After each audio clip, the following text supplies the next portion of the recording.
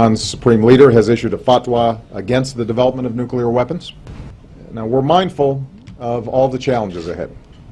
The very fact that this was the first communications between an American and Iranian president since 1979 underscores the deep mistrust between our countries, but it also indicates the prospect of moving beyond that difficult history. Yep.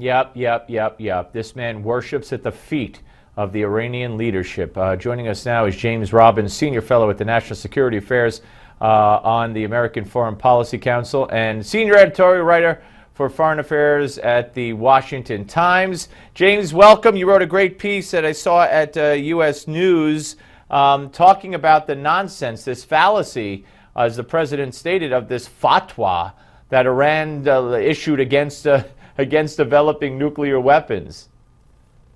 Yeah, Steve, the problem with that fatwa is that no one has actually seen it. Iranian negotiators have kind of referred to it. Ayatollah Khamenei may or may not have referred to it. It seems to be kind of something that people believe is out there, but if you look at all of the published fatwas from the supreme leader, the anti-nuke one just isn't there.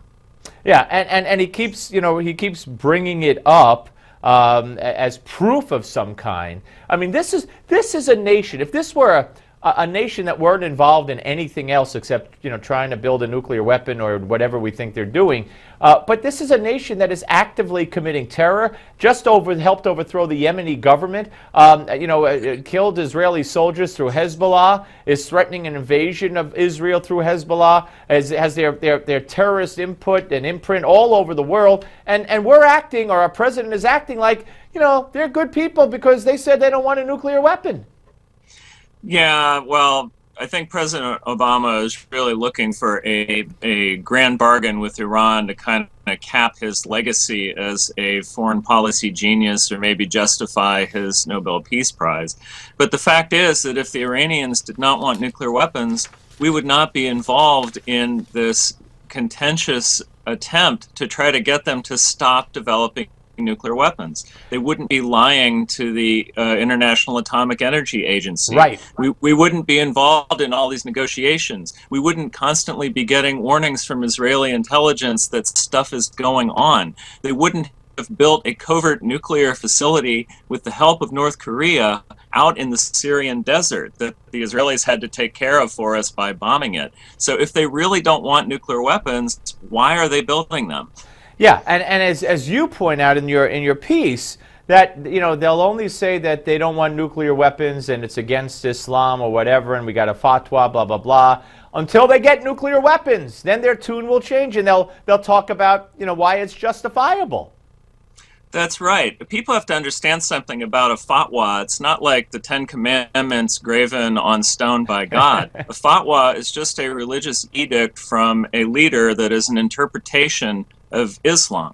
And these things can change with circumstances. The fatwas do change. So even if it exists, which I doubt, then if they come up with a nuclear weapon, they could issue a new fatwa and say, oh, guess what? Now it's okay Islamically to have a nuclear weapon. And besides, Pakistan, a Muslim country, has had nuclear weapons for decades, and it doesn't seem to bother them. And by the way, we need it because the junior Satan, Israel, has nuclear weapons.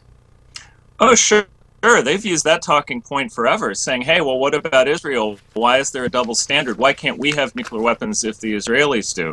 Of course, the answer is we don't think Israel is going to use them to blow us up or anyone else, but only to defend themselves, whereas the Iranians have a track record of, as you said, supporting international terrorism, helping to overthrow governments, and so forth. Now, of course, there's a story on AP today out of Geneva that the U.S. and Iran are working on a two-phase deal, where for the first 10 years or so, they'll be clamped down and inspections, whatever, to make it seem as if, at least on the surface, they have no nukes. But then after 10 years, all bets are off, and they could develop nukes. Boy, that's going to go over well. Yeah, two phases in which phase two is surrender. That sounds like a really tough negotiating posture on the part of the United States. I mean, it's ridiculous to make any such agreement where the Iranians know that in 10 years they can just keep working covertly and then at the end of that period just unveil their weapon. Boy, that's a really great deal. It is just frightening. Well, listen, James, always good to talk to you. Please keep up the good work, and we will speak to you soon.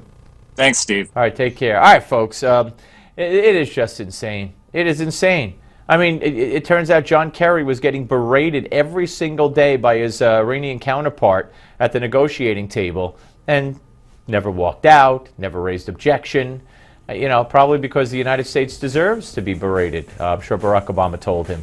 This is an illness that could result in the death and destruction of many, many good people here, Israel, Western Europe. We're coming back with Dr. Jody Zazer. Don't go away.